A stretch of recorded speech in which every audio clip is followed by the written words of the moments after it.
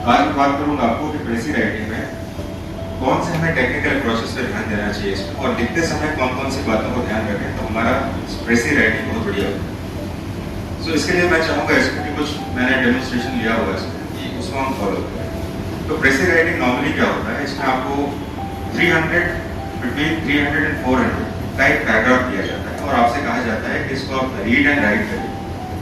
ये बहुत ही best way होता है आपके कॉम्प्रिहेंशन या कॉम्प्रिहेंसिव कॉग्निशन को चेक करने का। कॉग्निशन यानी समझने की शक्ति कैसी आती है उसको चेक करने।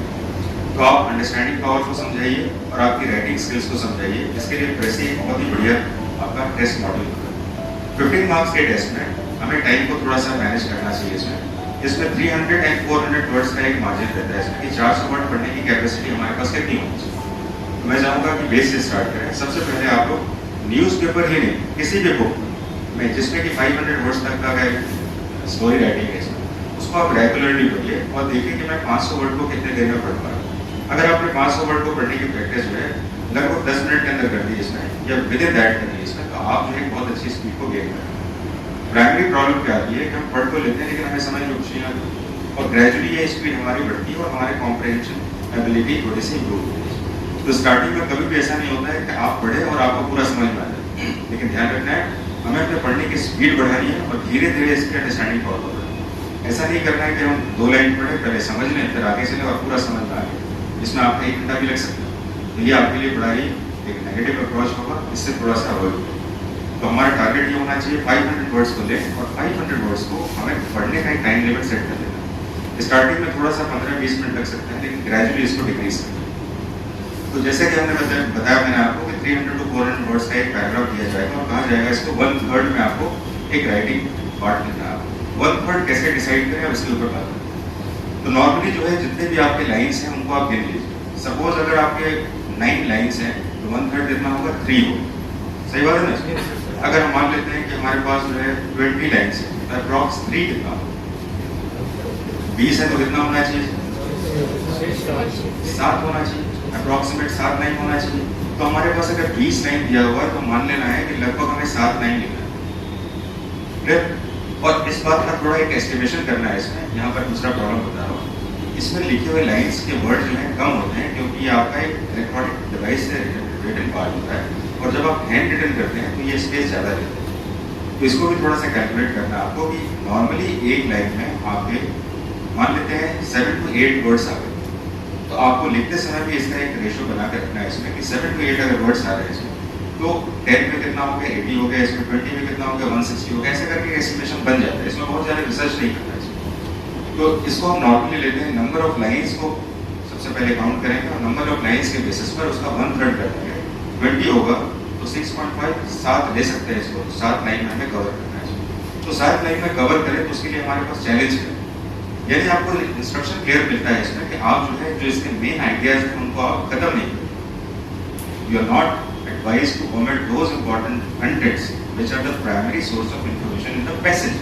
तो ऐसे समय में इस पैसेज के प्राइमरी सोर्स को हम पता कैसे करें, एक बहुत ही बेसिक और क्रूशियल प्रॉब्लम आ जाती है। तो इसके लिए मैं आपको सजेस्ट करूंगा सबसे पहले पैसेज को पढ़ने के बाद आप इसके अंदर कुछ ऐसे वर्ड को निकालिए जो कि इसमें क्रूशियल रोल प्ले कर रहे हैं। आपको पता चल जाएगा कौन कौन से वर्ड्स हैं इसमें। जैसे कि आपने पढ़ा है इसको पढ़ने के बाद जो है इसमें मैंने मान लीजिए 3-4 वर्ड निकालिए और 3-4 वर्ड जो मैंने निकाले सबसे पहले ध्यान देना है कि इंपॉर्टेंट वर्ड्स होने चाहिए जिनके एक बहुत ही पर्टिकुलर मीनिंग है और उसका सोर्स जो है वो पूरे पैसेज से जुड़ा हुआ है।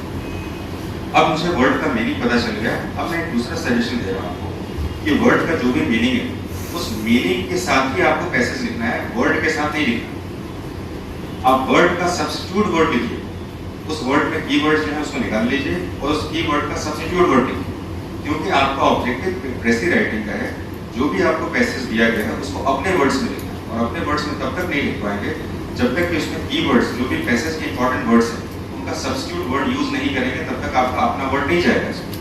अब आपने वर्ड मीनिंग को सेक्शन को कर लिया। अब तीसरा सजेशन मेरा है ये कि पूरे पैसेज को पढ़ने के बाद एक रफ आइडिया मिलता है आपको कि किसके बारे में बात नहीं। इसके लिए थोड़ा सा मैं सजेशन देना चाहूँगा। कुछ होता है पर्सन ओरिएंटेड। पर्सन ओरिएंटेड का मतलब हो गया जैसे मान लीजिए गांधी जी के बारे में कह दिया गया, मान लीजिए कि APJ अब्दुल कलाम के बारे में कह दिया गया। कुछ होता है इवेंट ओरिएंटेड, इवेंट ओरिएंटेड का मतलब होता है कि गवर्नमेंट की कोई प्लानिंग्स हो, जैसे कि मान लीजिए आपका उज्ज्वला योजना हो गया, मान लीजिए आपका जनधन योजना हो गया, कुछ स्कीम्स के बारे में कुछ बात। तो पर्सन ओरिएंटेड हो सकता है आपका, स्कीम ओरिएंटेड हो सकता है इसमें, और कोई ऐसा जो कि इंपॉर्टेंट करंट अफेयर्स से रिलेटेड या बर्निंग इश्यूज से रिलेटेड हो सकता है, जैसे टेररिज्म के ऊपर हो सकता है आपका। तो ऐसे इवेंट में सबसे पहले समझिए कि इसका ऑब्जेक्टिव है क्या ये पर्सन ओरिएंटेड है या इंफॉर्मेशन ओरिएंटेड है। जैसे अगर मान लीजिए पर्सन ओरिएंटेड होगा तो पूरे पैसेज में एक आदमी के नाम का रिपीटेशन जाएगा, जैसे कि महात्मा गांधी होंगे तो स्टार्टिंग में भी महात्मा गांधी और लास्ट में भी महात्मा गांधी होंगे। मान लेते हैं इवेंट ओरिएंटेड होगा या चैलेंज ओरिएंटेड होगा, तो चैलेंज में कोई व्यक्ति नहीं होगा, लेकिन वो चैलेंज स्टार्टिंग और लास्ट में भी एक ही रहेगा। जैसे कि अगर टेररिज्म के बारे में बात की जाए तो स्टार्टिंग का पैराग्राफ भी टेररिज्म है और लास्ट तक भी टेररिज्म के बारे में कुछ बात हो रही है। तो सबसे पहले आपको समझना है कि पैसेज का ऑब्जेक्टिव क्या है, कौन सा ऐसा कीवर्ड है जिसमें पूरा पैसेज डिजाइन है। तो जब हमें ये पता चल जाएगा तो कीवर्ड्स को सबसे पहले एक हेड बना देना, हालांकि आप हेडिंग लिखना नहीं होता है, टाइटल से लिखना होता है। तो हमें क्या करना है, सबसे पहले हमें बता देना है कि ये 3-4 वर्ड है जो कि कीवर्ड्स है हमारे पास। अब 3-4 वर्ड कीवर्ड है, अब मेरा काम क्या है, इसमें पूरे पैसेज को पढ़ना है और पढ़ने के बाद इसको अपने समझ के आधार पर 3-4 पॉइंट्स लिख लें, और 3-4 पॉइंट्स 1 और 2 लाइन से ज्यादा नहीं होने चाहिए। जैसे कि मैंने लिखा है इसमें की पॉइंट्स ऑफ प्रेसी राइटिंग, तो आपने देखा छोटे छोटे मैंने पॉइंट्स बनाए। ये पॉइंट्स मैंने क्यों करा, जैसे कि पैसेज आपका पूरे एक पेज में आता है, तो एक पेज में आपने स्टार्टिंग का पैराग्राफ पढ़ा, 20 लाइनें हैं तो आपने 5 लाइन पढ़ी, दूसरी 5 लाइन, तीसरी 5 लाइन, चौथी 5, यानी कि 4 पार्ट में डिवाइड किया। स्टार्टिंग की जो 4 लाइन पढ़ी उसमें से कौन सा इंपॉर्टेंट इन्फॉर्मेशन मिला उसको आपने एक लाइन में लिखी, ताकि आपको रिकॉल हो जाए, अच्छा इसके बारे में सुन बात। नेक्स्ट में आपने एक पॉइंट लिखा, उसके बाद नेक्स्ट। अब आप देखेंगे इसमें पूरा आपने पैसेज जो लिखा हुआ है उसमें सारे आइडियाज को आपने एक थीम बेस को एक रिकॉल कर दिया। अब आपको पैसेज को छोड़ देना है, और पैसेज को छोड़ने के बाद अपने जो की पॉइंट्स हैं उनको ध्यान से पढ़िए, और ध्यान से पढ़ने के बाद आप उसको एक रफ स्केच आइडियाज। स्टार्टिंग की प्रैक्टिस कैसे करनी है उसके ऊपर मैं ज़्यादा फोकस करूँ, तो अपने 4 पॉइंट्स के और 4 पॉइंट्स के ऊपर आप अपने आइडियाज को एलोबरेट करना है। अब यहाँ पर ध्यान रखेंगे जब आइडियाज को एलोबरेट करते हैं इसमें, तो मैक्सिमम स्टूडेंट्स क्या करते हैं इसमें कि जो वर्ड्स यूज किए गए हैं वही वर्ड को रिप्लेस कर देते हैं, जबकि हमें क्या करना चाहिए कि वर्ड का सब्स्टिट्यूट वर्ड लिखना चाहिए। सब्स्टिट्यूट वर्ड लिखने के लिए ग्रामर के कुछ बेसिक सेक्शंस हैं जिनका यूज करना है आपको, जिसमें कि वन वर्ड सब्स्टिट्यूशन एक बहुत बढ़िया उपाय है। वन वर्ड सब्स्टिट्यूशन का बहुत अच्छा यूज इसमें आ जाता है। नेक्स्ट है डायरेक्ट और इनडायरेक्ट स्पीच का यूज आता है। अगर कोई भी सेंटेंस डायरेक्ट स्पीच में दिया हुआ है तो उसको इनडायरेक्ट स्पीच में लिखने की आपके पास थोड़ी सी स्किल होनी चाहिए। ऐसा क्यों लिखा गया है इसमें, क्योंकि जब आप डायरेक्ट को इनडायरेक्ट में लिखते हैं इसमें, तो ये इन्फॉर्मेशन जैसी कही गई है उसमें आपने अपने स्किल्स के बेसिस पर कुछ चेंजेस किए, और ऐसे चेंजेस करने पर ये आपका कॉम्प्रहेंशन को शो करता है, आपकी कॉम्प्रहेंसिव एबिलिटी को शो करता है। अगर आपने सीधे वही पैराग्राफ के 2 वर्ड ऐसे लिख दिए इसमें, तो फिर आपने पैसेज को कॉपी पेस्ट किया है, उसके मार्क्स आपको नहीं मिले। तो आप सबसे पहले उस पूरे पैसेज में से एक रफ आइडियाज में 4 पैराग्राफ निकाल लीजिए, और हर एक पैराग्राफ का एक पॉइंट लाइन लिख लीजिए इसमें।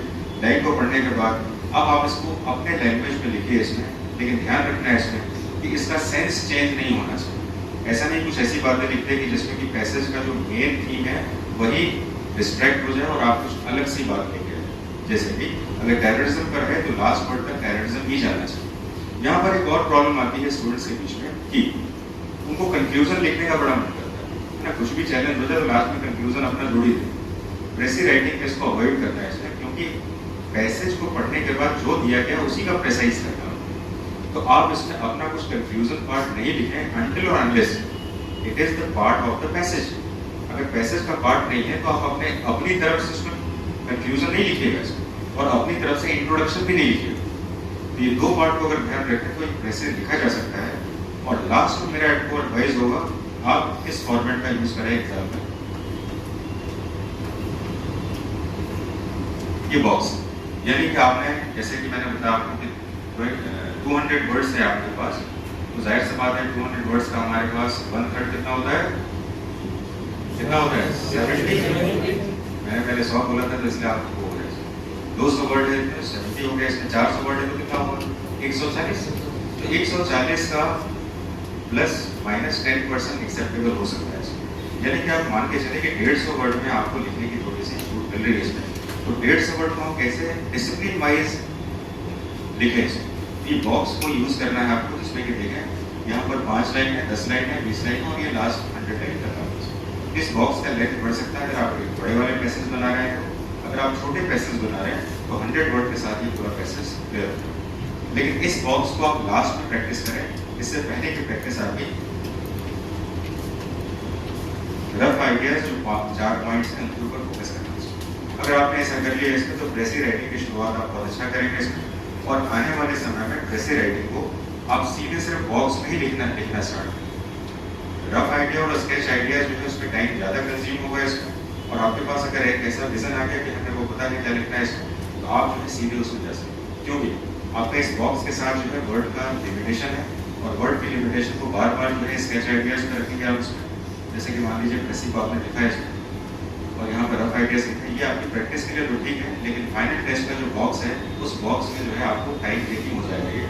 लेकिन प्रैक्टिस में सबसे पहले पॉइंट्स लिखना है, फिर बाद में उसको प्रेसी करना है और फिर लास्ट में उसको बॉक्स में बनाना है। ग्रेजुअली आपको लिखते लिखते हैबिट हो जाएगा और आप इसको जो है एलिमिनेट करेंगे और सीधे आप बॉक्स में प्रैक्टिस स्टार्ट कर सकते। इसकी प्रैक्टिस अगले वीक से हम लोग शुरू कर रहे हैं इसमें, और रेगुलरली जो है आपका इस सेक्शन को मॉनिटर करूँगा मैं। आप लोगों को जो भी हमारे छात्र हैं, आप क्लास में बैठे हुए हैं, और जो भी हमारे छात्र और पर जो हमारी संस्था के छात्र रहे हैं, अभी वो क्लास में डिशेड्यूल हो चुके हैं, उनका कोर्स हो चुका है। प्रैक्टिस के लिए 1 महीने का पूरा शेड्यूल उनको संस्था देने वाली है। तो आप जो है अगर आप CPF एग्जाम के लिए वॉलंटियर हैं, एग्जाम का फॉर्म भरा आपने, तो आप जो है संस्था में 1 महीने पहले अपनी प्रैक्टिस की सारे शेड्यूल को स्टार्ट कर सकते हैं। ये टेस्ट की प्रैक्टिस होगी आपकी, जिसमें कि सारे मॉडल जो मैंने आपको बताया उसके बेसिस पर आपका जो है आपको टेस्ट करेंगे इसमें, और टेस्ट करने के बाद उसमें मार्क्स भी आपको